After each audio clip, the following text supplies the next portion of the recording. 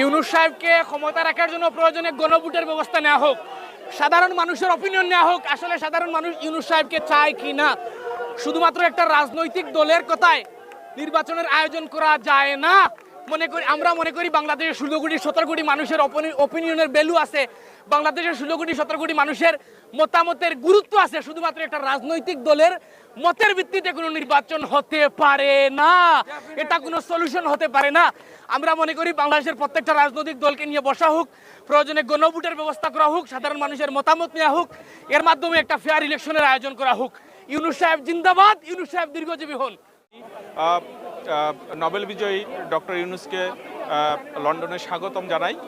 এবং আমরা যারা আজকে এখানে এসেছি, যে দীর্ঘদিনের যে ফ্যাসিজম বাংলাদেশে এখনও রয়েছে, সেই ফ্যাসিজমকে ভেঙে চুরে সুন্দর পর্যায়ে এনে একটা নির্বাচন দেওয়ার জন্য আমরা মনে করি যে এখনও অনেক সময়ের প্রয়োজন, এবং ইউনূস সরকার এটা আমাদের বিশ্বাস যেটা করতে পারবে, এবং তার মাধ্যমেই এই সংস্কার করে একটা ভালো নির্বাচন আমরা আশা করি। এবং আমরা তাকে স্বাগত জানাতে আজকে আলতাবলি পার্কে আমরা জড়ো হয়েছি। ধন্যবাদ। আইসি আইসে তান্ডে দেখার লাগি তাই মানুষ বালা তাই টাকার লাগিয়ে আর কোনো দল দোহান নাই।